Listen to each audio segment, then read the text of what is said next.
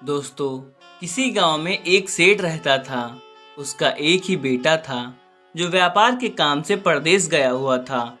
सेठ की बहू एक दिन कुएं पर पानी भरने गई। घड़ा जब भर गया तो उसे उठाकर कुएं के मुंढेर पर रख दिया और अपना हाथ मुंह धोने लगी। तभी कहीं से चार राहगीर वहां आ पहुंचे। एक राहगीर बोला, बहन, मैं बहुत प्यासा हूँ, क्या मुझे पानी पिला दोगी? सेठ की बहू को पानी पिलाने में थोड़ी झिझक महसूस हुई, क्योंकि वह उस समय कम कपड़े पहने हुई थी। उसके पास लोटा या गिलास भी नहीं था जिससे वह पानी पिला देती। इसी कारण वह उन राहगीरों को पानी पिलाना उसे ठीक नहीं लगा। बहू ने उससे पूछा, आप कौन हैं? राहगीर ने कहा, मैं एक यात्री हूँ। बहू बोली, यात्री तो संसार में केवल दो ही होते हैं, आप उन दोनों में से कौन हैं? अगर आपने मेरे इस सवाल का सही जवाब दे दिया तो मैं आपको पानी पिला दूंगी, नहीं तो मैं पानी नहीं पिलाऊंगी। बेचारा राहगीर उसकी बात का कोई जवाब नहीं दे पाया। तभी दूसरे राहगीर ने पानी पिलाने की विनती की। बहू ने दूसरे राहगीर से पूछा, अच्छा तो आप बताएं कि आप कौन हैं? दूसरा राहगीर तुरंत बोल उठा, मैं तो एक गरीब आदमी हूँ।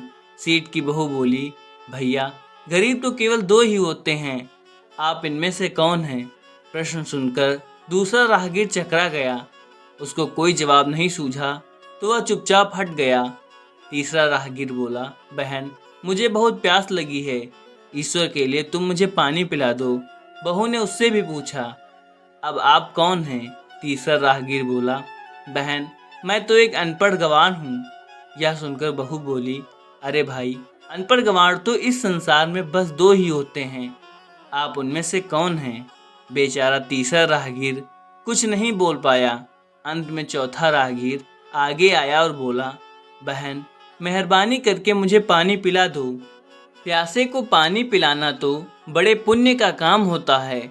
सेठ की बहू बड़ी ही चतुर और होशियार थी। उसने चौथे राहगीर से पूछा, आप कौन हैं? वह राहगीर अपनी खींच छुपाते हुए बोला, मैं तो बहन बड़ा ही मूर्ख हूँ। बहू ने कहा, मूर्ख तो संसार में केवल दो ही होते हैं, आप उनमें से कौन हैं? वह बेचारा भी उसके प्रश्न का उत्तर नहीं दे सका। चारों पानी पिए बगैर ही वहां से जाने लगे तो बहू बोली, यहाँ से थोड़ी ही दूर पर मेरा घर है, आप लोग कृपया वहीं चलिए, मैं आप लोगों को पानी पिला दूंगी। चारों राहगीर उसके घर की तरफ चल पड़े। बहू ने इसी बीच पानी का घड़ा उठाया और छोटे रास्ते से अपने घर पहुंच गई। उसने घड़ा रख दिया और अपने कपड़े ठीक तरह से पहन लिए। इतने में वे चारों राहगीर उसके घर पहुंच गए। बहू ने उन सभी को गुड़ दिया और पानी पिलाया। पानी पीने के बाद वे राहगीर अपनी राह पर चल पड़े। सेठ उस समय घर में एक तरफ बैठा यह सब देख रहा था। उसे बड़ा दुख हुआ। वह सोचने लगा, इसका पति तो व्यापार करने के लिए परदेश गया है और यह उसकी गैर हाजिरी में पराए मर्दों को घर बुलाती है, उनके साथ हंसती बोलती है, इसे तो मेरा भी लिहाज नहीं है। यह सब देख अगर मैं चुप रह गया तो आगे से इसकी हिम्मत और बढ़ जाएगी। मेरे सामने इसे किसी से बोलते बतियाते शर्म नहीं आती तो मेरे पीछे ना जाने क्या करती होगी। फिर एक बात यह भी है कि बीमारी कोई अपने आप ठीक नहीं होती, उसके लिए वैद्य के पास जाना पड़ता है। क्यों ना इसका फैसला राजा पर ही छोड़ दूं। यही सोचता वह सीधा राजा के पास जा पहुंचा और अपनी परेशानी बताई। सेठ की सारी बातें सुनकर राजा ने उसी वक्त बहू को बुलाने के लिए सिपाही बुलवा भेजे और उनसे कहा, तुरंत सेठ की बहू को राजसभा में उपस्थित किया जाए। राजा के सिपाहियों को अपने घर पर आया देख उस सेठ की पत्नी ने अपनी बहू से पूछा, क्या बात है बहू रानी, क्या तुम्हारी किसी से कहा सुनी हो गई थी जो उसकी शिकायत पर राजा ने तुम्हें बुलाने के लिए सिपाही भेज दिए? बहू ने सास की चिंता को दूर करते हुए कहा, नहीं सासू माँ, मेरी किसी से कोई कहा सुनी नहीं हुई है, आप जरा भी फिक्र ना करें। सास को आश्वस्त कर वह सिपाहियों से बोली, तुम पहले अपने राजा से यह पूछ कर आओ कि उन्होंने मुझे किस रूप में बुलाया है, बहन, बेटी या फिर बहू के रूप में। किस रूप में मैं उनकी राजसभा में जाऊं। बहू की बात सुनकर सिपाही वापस चले गए। उन्होंने राजा को सारी बातें बताईं। राजा ने तुरंत आदेश दिया कि पालकी लेकर जाओ और कहना कि उसे बहू के रूप में बुलाया गया है। सिपाहियों ने राजा की आज्ञा के अनुसार सेठ के घर जाकर बहू से कहा, राजा ने आपको बहू के रूप में आने के लिए पालकी भेजी है। बहू उसी समय पालकी में बैठकर राजसभा में जा पहुंची। राजा ने बहू से पूछा, तुम दूसरे पुरुषों को घर क्यों बुला रही हो जब तुम्हारा पति घर पर नहीं है? बहू बोली, महाराज, मैंने तो केवल कर्तव्य का पालन किया है। प्यासे पार्थिकों को पानी पिलाना कोई अपराध नहीं है, यह हर गृहिणी का कर्तव्य है। जब मैं कुएं पर पानी भरने गई थी तब तन पर मेरे कपड़े अजनबियों के सम्मुख उपस्थित होने के अनुरूप थे। इसी कारण उन राहगीरों को कुएं पर पानी नहीं पिलाया। उन्हें बड़ी प्यास लगी थी और मैं उन्हें पानी पिलाना चाहती थी, इसलिए उनसे मैंने मुश्किल प्रश्न पूछे और जब वे उत्तर नहीं दे पाए तो उन्हें घर बुला लाई। घर पहुंचकर ही उन्हें पानी पिलाना उचित था। राजा को बहू की बात ठीक लगी। राजा को उन प्रश्नों के बारे में जानने की बड़ी उत्सुकता हुई जो बहू ने चारों राहगीरों से पूछे थे।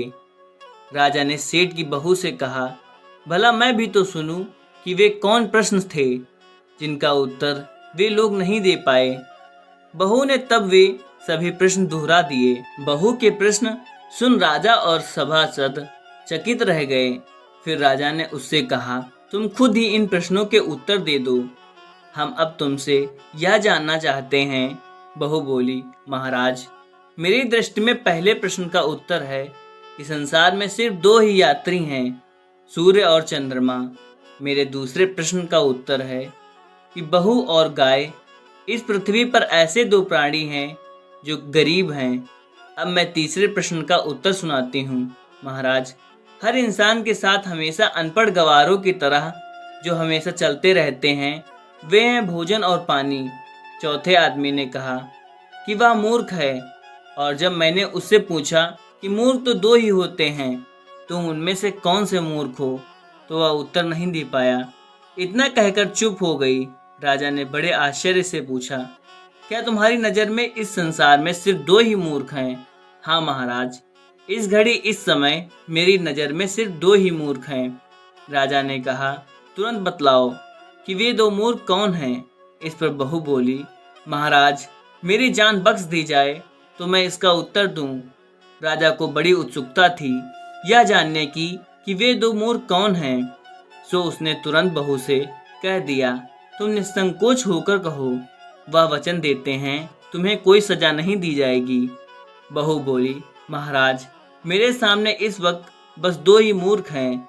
फिर अपने ससुर की ओर हाथ जोड़कर कहने लगी, पहले मूर्ख तो मेरे ससुर जी हैं, जो पूरी बात जाने बिना ही अपनी बहू की शिकायत राज दरबार में की। अगर इन्हें शक ही हुआ था तो यह पहले मुझसे पूछ तो लेते, मैं खुद ही इन्हें सारी बातें बता देती। इसी तरह घर परिवार की बेइज्जती तो नहीं होती। ससुर को अपनी गलती का एहसास हुआ। उसने बहू से माफ़ी मांगी। बहू चुप रही। राजा ने तब पूछा, और दूसरा मूर्ख कौन है? बहू ने कहा, दूसरा मूर्ख खुद इस राज्य का राजा है, जिसने अपनी बहू की मान मर्यादा का जरा भी ख्याल नहीं किया और बिना सोचे समझे बहू को भरी राजसभा में बुलवा लिया। बहू की बात सुनकर राजा पहले तो क्रोध में आग बबूला हो गया, परंतु तभी सारी बातें उसकी समझ में आ गई। समझ में आने पर राजा ने बहू को उसकी समझदारी और चतुराई की सराहना करते हुए उसे ढेर सारे पुरस्कार देकर सम्मानित किया और विदा किया। दोस्तों, अगर वीडियो अच्छी लगी हो तो एक लाइक शेयर अवश्य करें। धन्यवाद। हर हर महादेव।